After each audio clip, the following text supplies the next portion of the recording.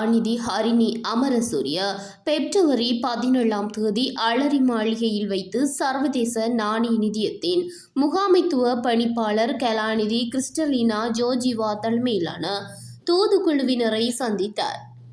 இதன்போது நாட்டின் பொருளாதாரத்தை நிலைப்படுத்துவதற்கும் அண்மை கால பொருளாதார மற்றும் இயற்கை அனர்த்த நிலைமைகளை முகாமைத்துவம் செய்வதற்கும் அரசாங்கம் மேற்கொண்டு வரும் முயற்சிகளை சர்வதேச நாணய நிதியத்தின் முகாமைத்துவ பணிப்பாளர் கலாநிதி கிறிஸ்டலினா ஜோர்ஜிவா பாராட்டியதுடன் தித்வா சூறாவளியானது பொருளாதார ரீதியாக பாதிப்படக்கூடிய சமூகங்களை கடுமையாக பாதித்துள்ளதை சுட்டிக்காட்டினார்.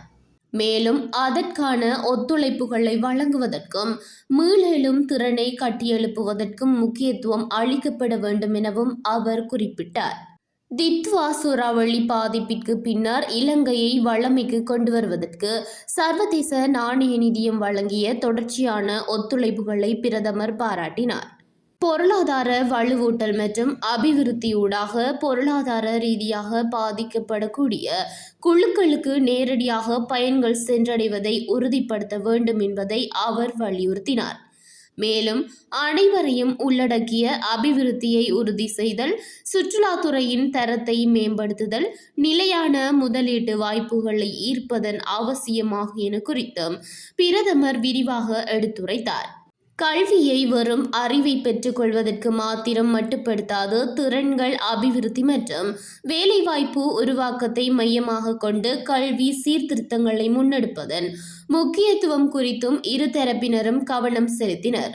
இந்நிகழ்வில் சர்வதேச நாணய நிதியத்தின் முகாமைத்துவ பணிப்பாளரின் பணிக்குழாம் பிரதானி ஆண்ட்ரியாஸ் பாயர், ஆசிய பசிபிக் பிரிவின் பணிப்பாளர் கலாநிதி கிருஷ்ணா ஸ்ரீனிவாசன், கலாநிதி பியர் மிச்லெக், இலங்கைக்கான வதிவிட பிரதிநிதி கலாநிதி மார்க்தா வோல்டேமிக்கல், இலங்கை மத்திய வங்கியின் ஆளுநர் கலாநிதி பி நந்தலால் வீரசிங்க, பிரதி ஆளுநர் கலாநிதி எஸ் அமரசேகர, பிரதமரின் செயலாளர் பிரதீப் சபுதந்திரி மற்றும் பிரதமரின் மேலதிக செயலாளர் ஷாகரிகா போகாவத் ஆகியோர் கலந்து கொண்டனர்.